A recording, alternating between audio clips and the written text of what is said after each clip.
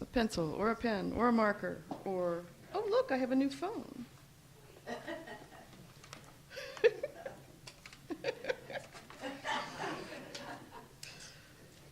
Okay.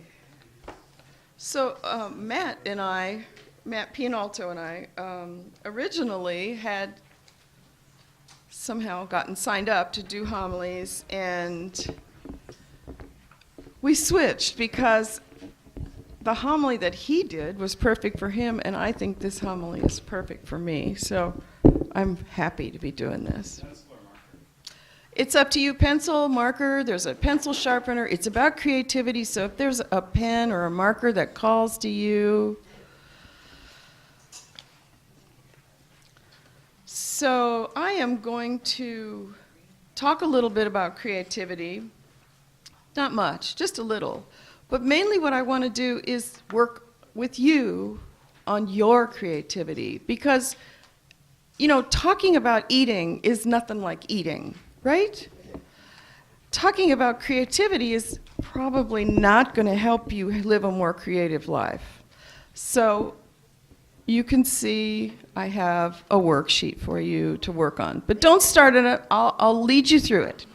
So first, a little intro, this thing. So creativity is a spiritual force. It's also the May 2018 theme of our sharing circle, and it's a topic dear to my heart, and I'm going to give you a little background on why I care about it so much. But like I said, I want to mainly focus on you. And then at the end, I'm going to say a little something about the creativity of creating this community here together like we do. So I grew up, I think some of you have heard this before, I grew up in a really, really creative family, like possibly even dysfunctionally creative, quite possible. My father was such an avid hobbyist. It would be hard to name a hobby that was not in our house. He was a big boater and a pilot instructor and a painter and a painting teacher, and I could go on and on. My mother from Eastern Kentucky, for her creativity was more that gardening and canning and sewing and quilting. And there was a saying in our family, don't stand still in the hallway because she might wallpaper you. In my hippie years, it was for me beading and batiking. Do you all remember back this? Some of you aren't old enough. Macrame, leatherwork. Tried to start a commune. That was a creative adventure. They all fail eventually, but it was still a good adventure. Then I went off to art school. I was very focused on ceramics and weaving and did just about every class and everything I could, but decided to become a therapist. And then as an occupational therapist, I have spent years, 15 or 20 years, using a whole range of crafts and games and toys with my little pediatric clients, because kids don't do what you tell them. They do what's fun. Now I'm mainly a researcher, and I think that research is so creative. I mean, when I'm analyzing data, I'm like, you know, a person that's had too much to drink. I'm just so excited. And most of all, at this point, my creativity is writing. So I love my writing, and both professional and personal, and it's great fun for me. Now I'm a professor. One of my books is titled, one of the books I have in press right now is titled Occupation by Design. And this is a book that's used, part of it does several things, but it teaches novice occupational therapists the professional levels of creativity that they need to solve. I mean, you can imagine the complexity of a problem of someone who's just been in a car accident. They're in a wheelchair, they need to go home, they need to be able to diaper their baby, they want to go back to work. These are complex problems. So that creativity has to be at the level that that you're going to pay for. So I do meet therapists and see them, and I'm looking at Mary Ellen because she's also an occupational therapist. You see these therapists who haven't been trained well in creativity, and their patients are bored, they're unengaged, the therapy is not making as much difference as it could because it's not been well designed, and the therapists are burning out because they're also bored. So I'm a big advocate for teaching creativity to therapists. The process that I teach 75 students a year every fall, this process. It's a 7-step design process. I'm not going to tell you much about it, but it alternates between convergent and divergent thinking, the development of an idea from the beginning to, looking back on how it went. So that's enough about that. Now I'm going to talk about something I did recently. This book, The Artist's Way, A Spiritual Path to Higher Creativity. It's by Julia Cameron. It's been around for almost 30 years. It started out as a 12-week creativity workshop that was being given to dancers and painters and film, makers and just any kind of creativity. This was given to me for my birthday, and I just sort of ignored it. My birthday was in February, and in October of this last year, I started on it, and it has changed my life. So I'm going to pass it around, and you can look at it all you want. But the exercises we're going to do today, you are going to do, to work on your creativity come from Julia Cameron's book, The Artist's Way. And this was, we used those sharing circle resources, and this book was all over the creativity theme as far as a resource that other UUs are using and liking. So I'll just...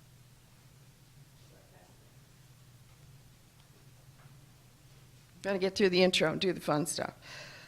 So Julia Cameron actually talks about creativity as a spiritual force and as a, part of our spirit that we need to care for.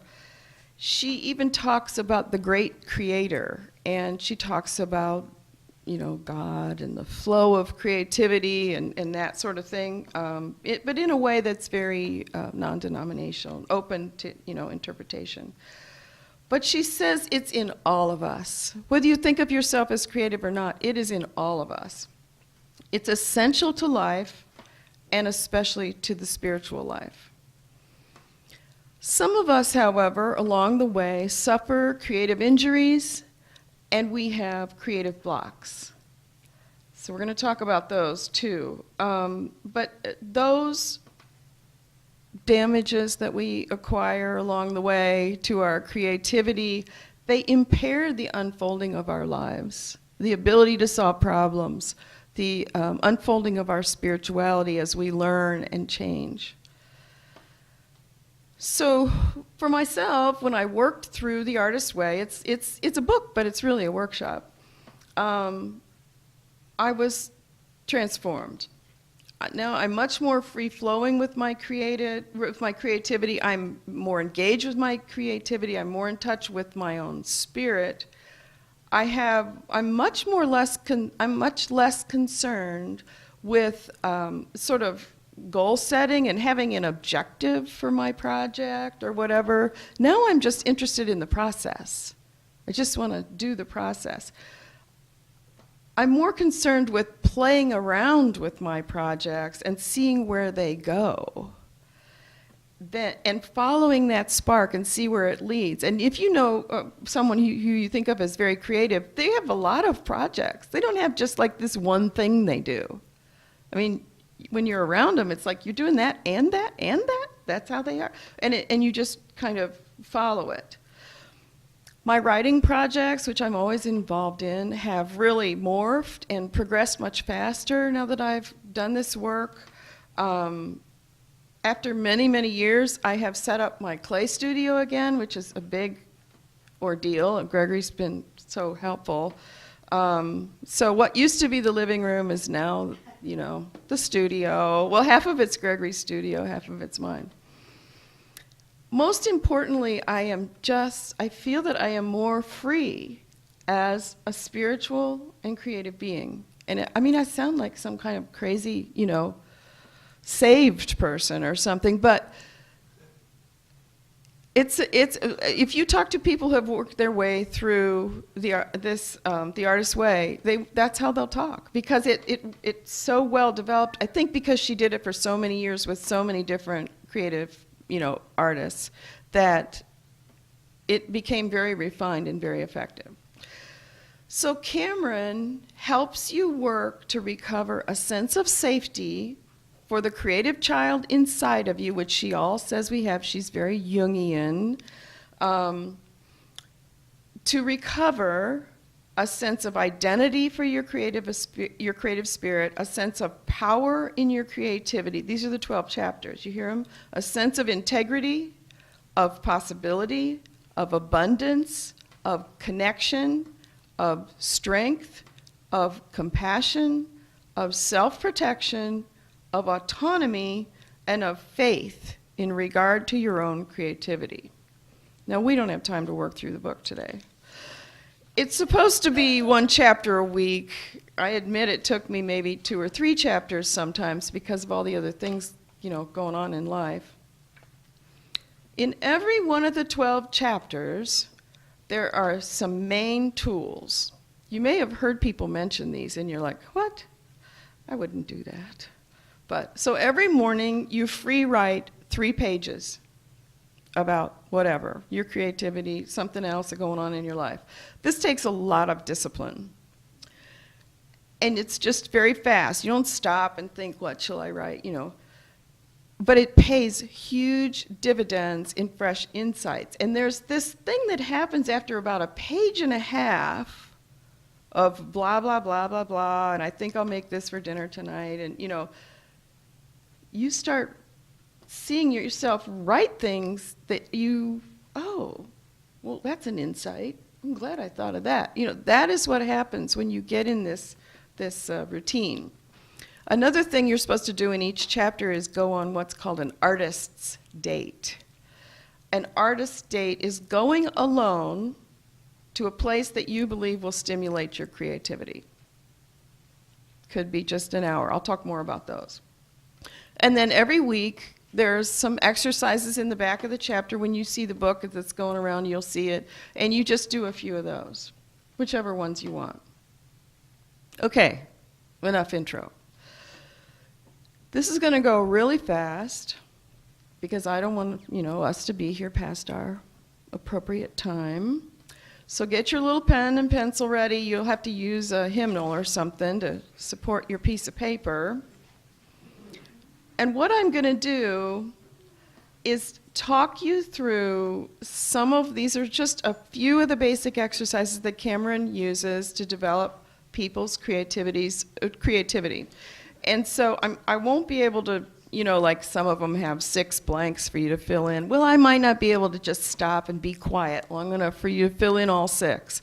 But I'll just keep moving. And if you want to work more on it after we're done, you can fill in the other 3 blanks that you couldn't think of what to put. Because I'm going to move fast, and there's a lot of them. All right, let's start. Think of someone you can talk to about your dreams and your creative projects, someone who is nurturing and supportive. Write that name down. Does everybody have a worksheet? Yeah. All right. Sometimes we have in our life, Gregory's heard all this. He's like, oh my God, I know. Gregory, you're writing, aren't you? Did you get a pen? No. He's thinking it. Oh, great. Yeah. He's so creative. I mean, you're good. Sometimes we have people in our lives who discourage rather than encourage our creativity. We mention something we want to try, and they bring up immediately all the practical barriers. Well, that sounds expensive. Do you have time for that? Blah, blah, blah. Cameron calls these, or they're so busy using up your time on their projects, their emergencies, and their needs that they don't discourage you, they just don't let you be free to do it. Cameron calls these poisonous playmates. So write down the most poisonous playmate in your life. This is where, they're sharing. I'm kind of worried about people looking on. Some people are blocked creatives. This happens a lot. People that have a passion, but they can't seem to stay engaged with it very much. And what you see is they'll criticize the work of anybody who's doing something in their area of passion. That person is never doing good work, and they will, verbally criticize to other people. That's called a blocked creative. They're bitter, unhappy people. Write down someone you know that's a blocked creative, who when they see other people doing that thing that they would love to be doing, but they're not, they criticize how they do it. They're not doing it right. Okay. Now, your favorite creative block. Creative people experience a lot of blocks. Managing creative blocks is just a key to having a creative life. Instead of doing small and steady steps to move forward on your projects, which is how creativity happens, it's not like some kind of big aha, I got it. They say things like this: I'm too old. I can't start that. I'd look ridiculous if I did that. That would take too long. Maybe when I have more time. Not while I still have this job. Or what I need is not here. I would have to move to Hollywood or whatever. Maybe I'll do it when I'm retired. Maybe I'll do it when I can afford it. Using a block, we are more into drama than we are into creativity. And if you've ever been around really creative, artistic people, they got a lot of drama going on, right? The payoff for that drama and that excuse and that reason for not doing things is you get to sidestep the fears and the challenges that are involved in that creative project that you're kind of interested in doing, right? So instead of having to do that kind of scary or worrisome thing, you're just having drama. Oh, how I wish I could do this. Oh, I can't. Like that. So write down your favorite creative block. What do you say that stops you? Money, time. What's your favorite? Okay, now, to be a true creative requires downtime.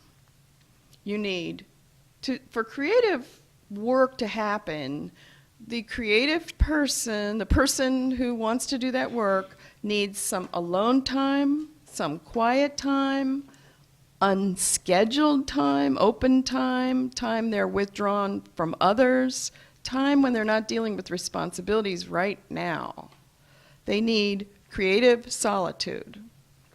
But of course, and women are especially bad about this, I think, the world is full of needs and things that need to be done.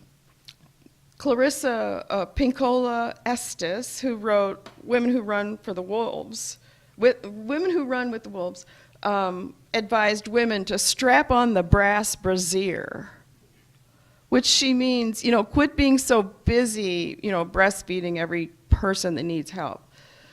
I think I like that. Anyway, so because the world has so many things for us to do, often it is we ourselves who choose to do the things for others that they need done instead of taking that downtime that we need. We're so busy because we have a lot of other people to take care of. When you're around a person who wants to be creative and they are not taking their downtime, they're cranky. They're cranky, not so pleasant. If it goes on for a month or so and they don't get that downtime because they're so busy doing something for somebody, then they start getting a little frustrated and angry. Like, if you don't leave me alone, I think I might throttle you, Then if it goes on another month or so, they start getting kind of depressed. They seem a little less, they're not happy. And they're kind of robotic, going through, getting everything done, but, they're drained. This is called a virtue trap. It's a seductive, faux spirituality, these are the words that Cameron uses, that neglects the needs of oneself in favor of the needs of others. It doesn't help anyone. So in your creative life, do you ever get caught in a virtue trap where you put the needs of others ahead of your need for some downtime and some creative time? Write down your virtue trap. Maybe the biggest one if you have too many. It's hard to say that. Virtue trap. Sometimes our perfectionism keeps us from doing things. We say, oh, I can't do that. I would do it badly, right? But creative success requires experiments, it requires failures, it requires revisions, it requires repetition until you get it how you like it, and variation. So anything worth doing is worth doing badly, or you won't do it at all. So fill in as many answers as you can come up with. If I didn't have to do it perfectly, I would try blank. What would you try?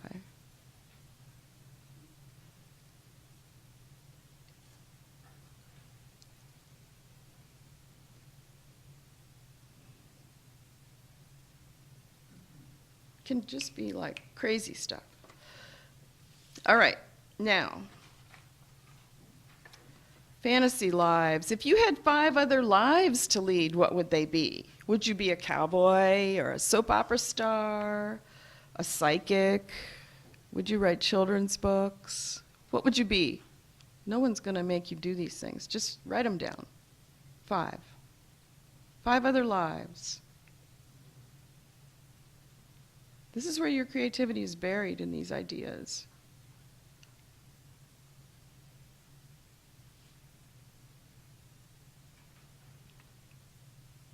Okay, the next exercise. List 4 things you really, really like to do.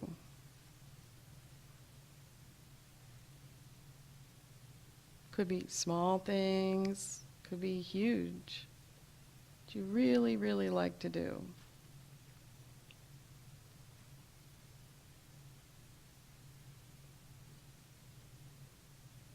Now, once you write down the things you really, really like to do, write beside that, write the date that you did it last. Uh-oh. Doesn't have to be the exact date. If it's 5 years ago, just write 5 years. If it's 20,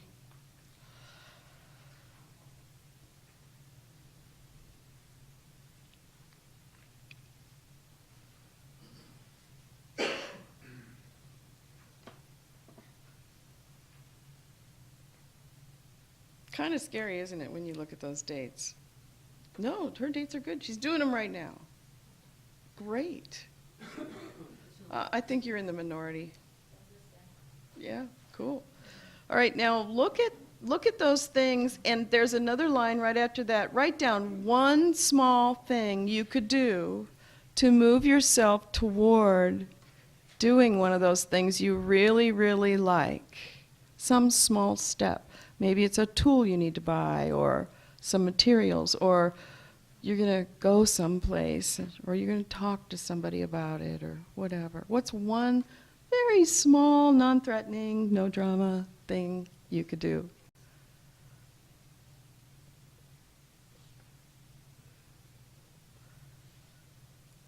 The next exercise, stuff that sounds fun. Could be a class you'd kind of like to take, a skill you wish you had that sounds like it'd be fun. Could be things you used to enjoy doing that you don't seem to be doing that much right now. Things that sound fun, like laughing, like, oh my God, I'm so glad I did that. Woohoo, I'm having a great day, kind of fun. Real fun. Could be something really silly that you just want to do it once. Just see what it's like. Write down some things that sound fun.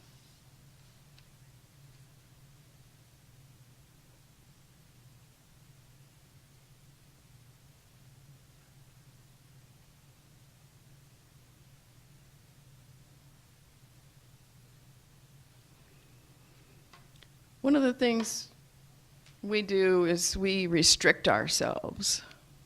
The world is not what's stopping our creative life, it's us. So write down the answers to the next two sections. If it weren't too crazy, I would, what? If it weren't too crazy. Now, you don't really have to do it, right? You're just writing it on a piece of paper, no drama.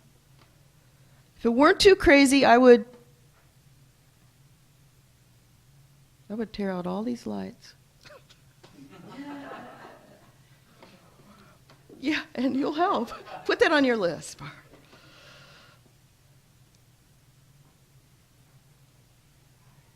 And then the next one you could go ahead and do. That's another self-restriction we do. If it weren't too selfish, I would. I mean, whose life is it, right?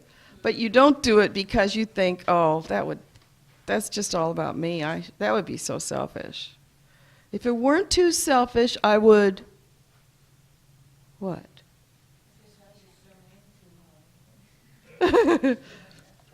These are just, it's just kind of brainstorming to get your creative spirit kind of turning. And, doesn't mean you're going to do any of it. You're just writing it down. No commitment. The next one is just speed writing. Now I'm going to watch and see how many people can keep their head down and keep writing. Those lines, I wish blank. I wish this, I wish that, I wish this. Write answers. What do you wish? Anything. Anything. What do you wish? If you don't know what you wish, how is it ever going to come true?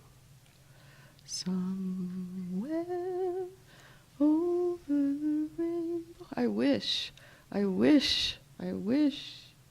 What do you wish? My sound system was You're going to have to buy some more equipment. So I wish we had time to really, we could do, 3 hours of this. We could do 12 weeks. What artist dates would you go on to feed your creativity? Where would you go? What would you do to feed your creativity? Would you go to a museum? Would you go on a hike? Would you go to a dog show? Would you go to some kind of supply store, like art supplies or something? Where would be a good artist date for you? It's pretty easy to come up with the first three, and then you're like, oh. Could be as simple as going to Office Depot and buying gold stars to stick on your journal or something, Whatever makes you feel free.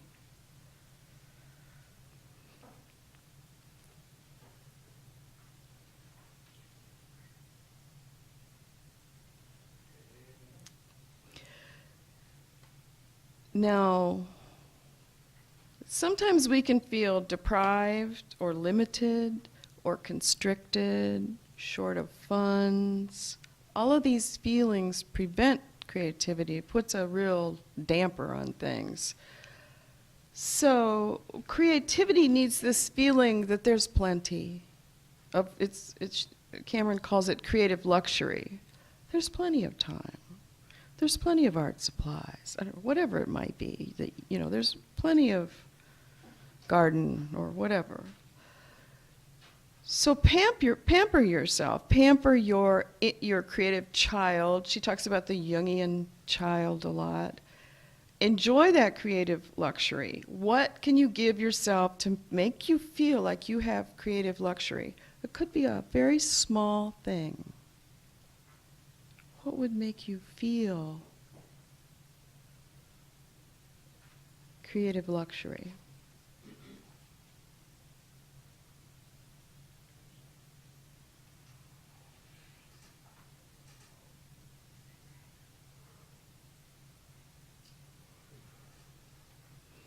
Okay, well, those are the exercises. Now, to sum them up, you can see right there, you're going to think of things maybe you might like to do this week.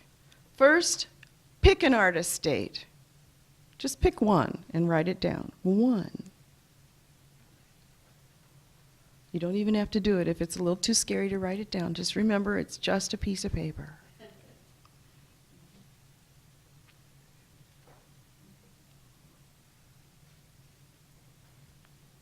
After that, look through these lists you've been making, both sides of the paper, and circle 5 things you think you will do. 5 things. Just, look on both sides of the paper. What are the 5 things? If you could only pick 5, what would they be?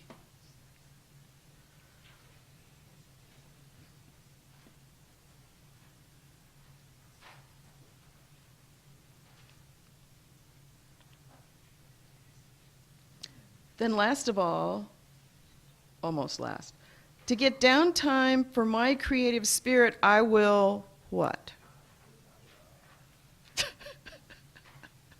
Matt's quitting his job. To get downtime for your creative spirit, I will what? How will you get that time? How will you make that happen?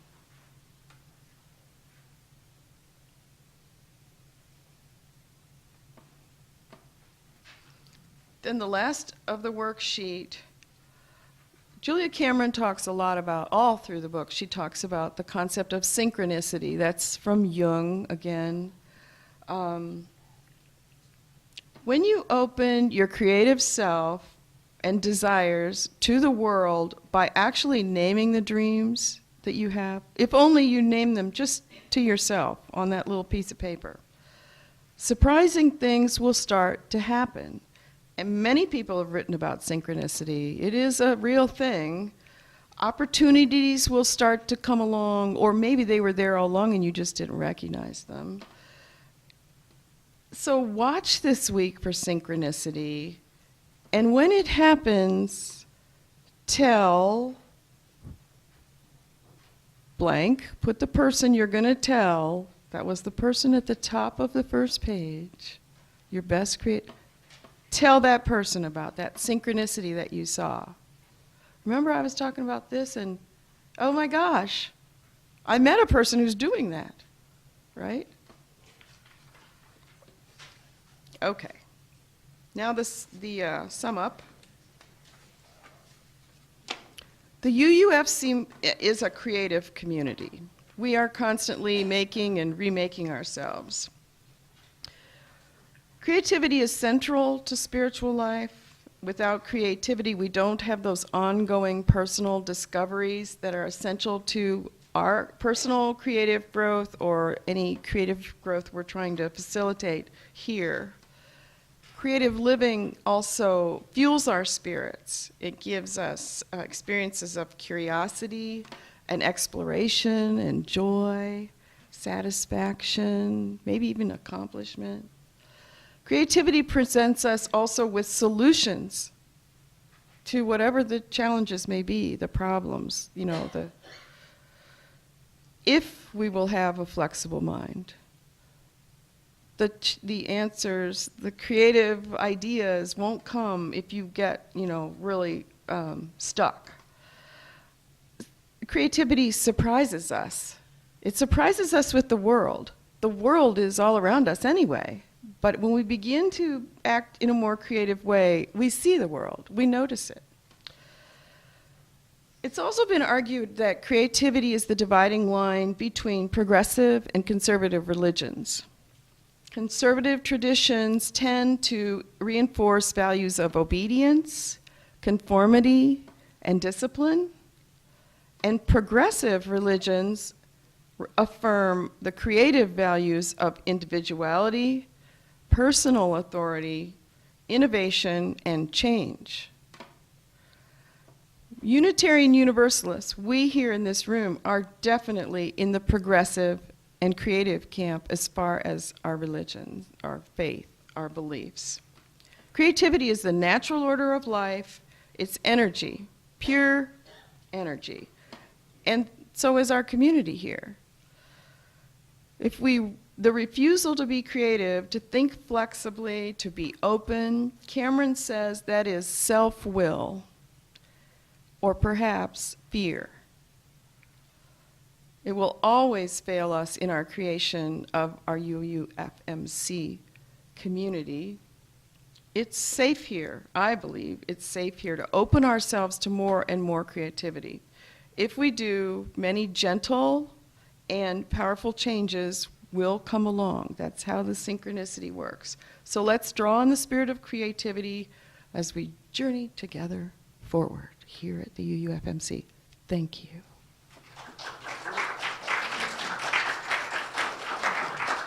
Go, or you want questions? What do you think? It's Gregory thinks, I'm asking the service leader. What do you think?